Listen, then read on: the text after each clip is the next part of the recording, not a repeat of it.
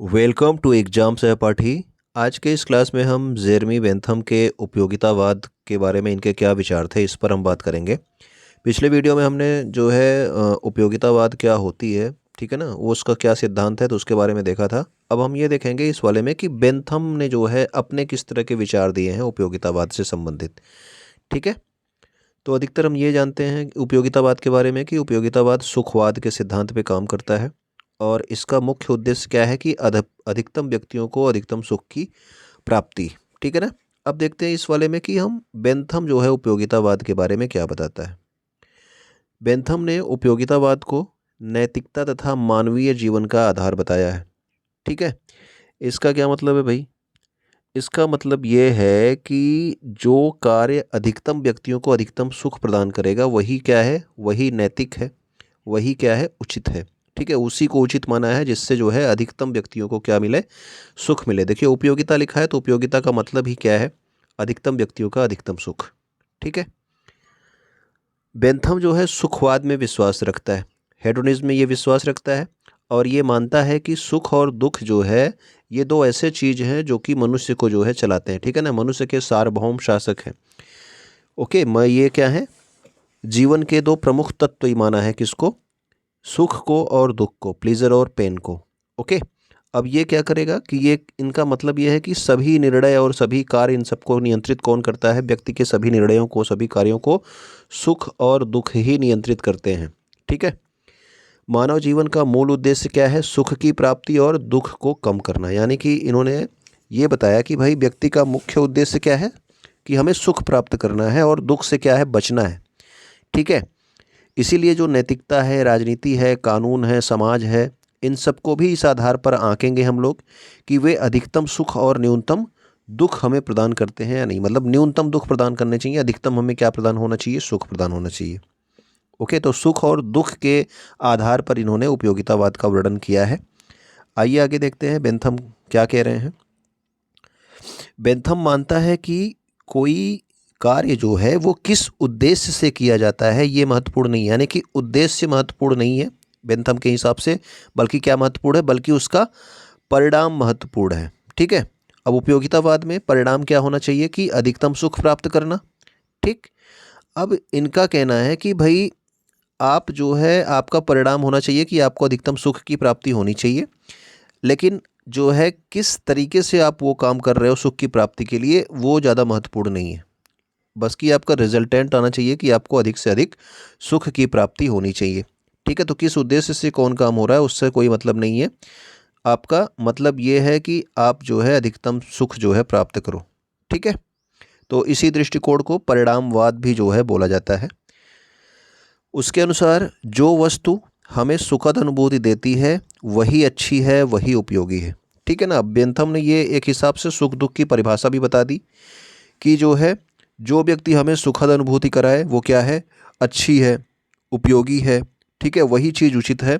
और जिस वस्तु से हमें दुख की अनुभूति होती है वह क्या है, बुरी है, गलत है और अनुपयोगी है।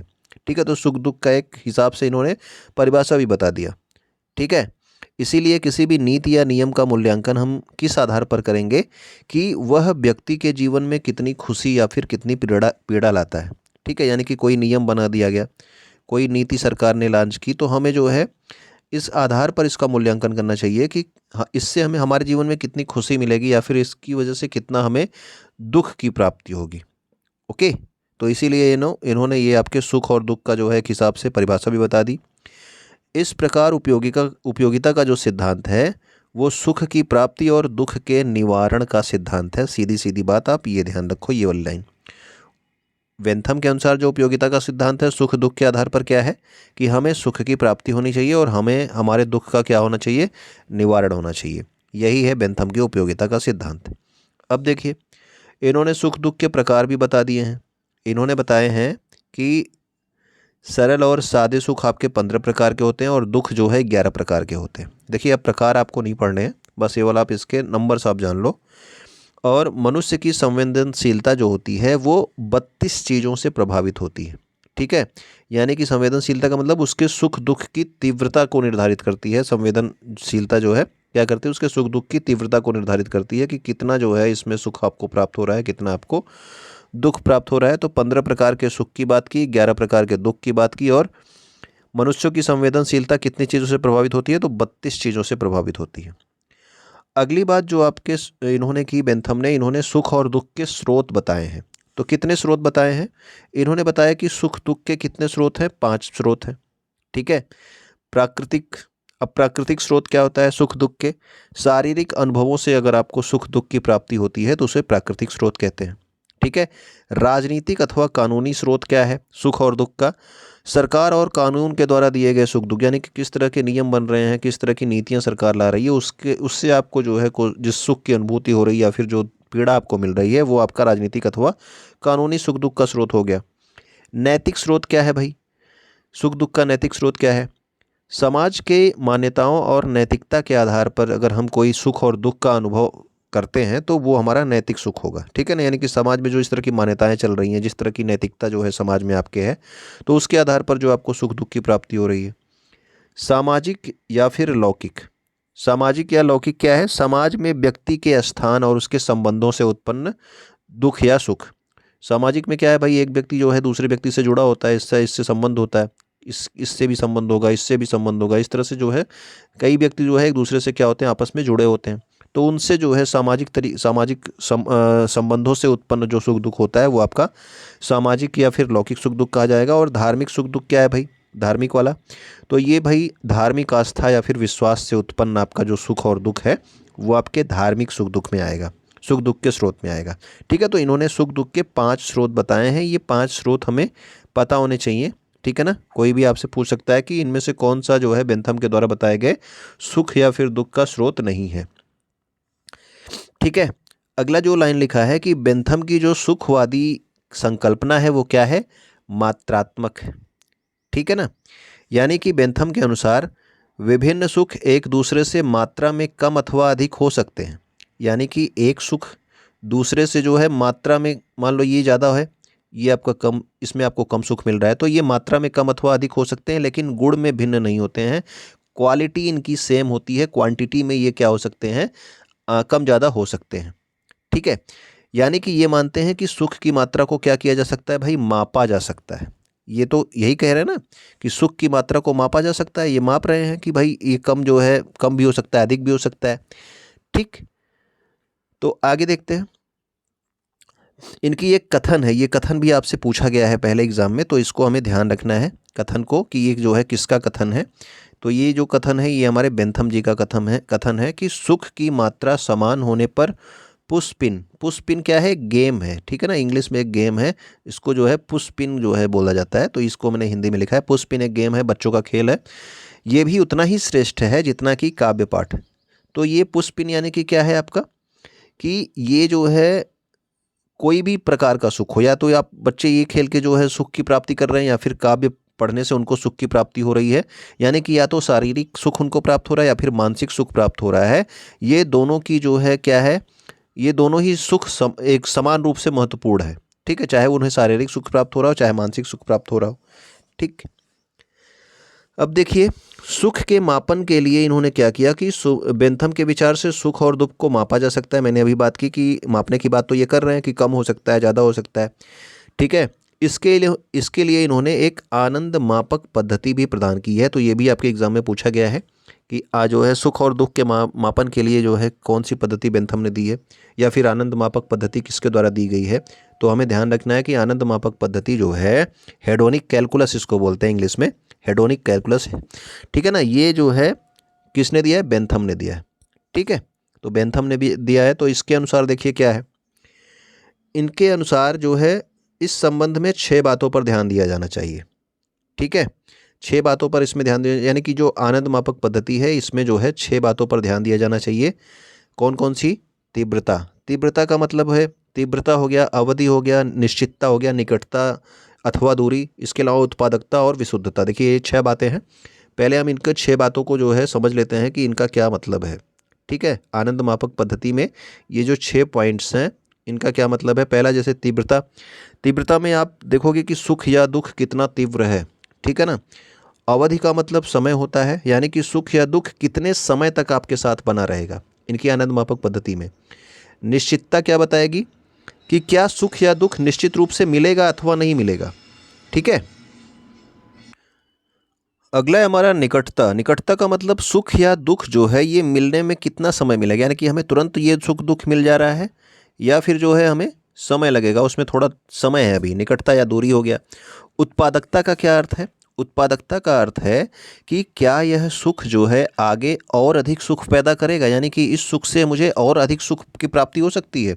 तो ये आपका उत्पादकता हो गया। और आपका विशुद्धता। विशुद्धता का मतलब भाई आपका प्योरिटी की बात कर रहा है कि क्या यह सुख बिना किसी दुख के मिलता है या फिर इसमें दुख भी शामिल होता है, यानी कि शुद्ध रूप से मुझे सुख प्राप्त हो रहा है या फिर थोड़ा सा इसमें क्या है, थोड़ा सा दुख भी मिलेगा मुझे इस वाले सुख में। ठीक है, तो शुद्धता की भी माप करता है। तो ये सारी चीज़ें जो है इनके आनंद मापक पद्धति के अंतर्गत ये 6 तत्व जो है इन्होंने शामिल करे हुए हैं।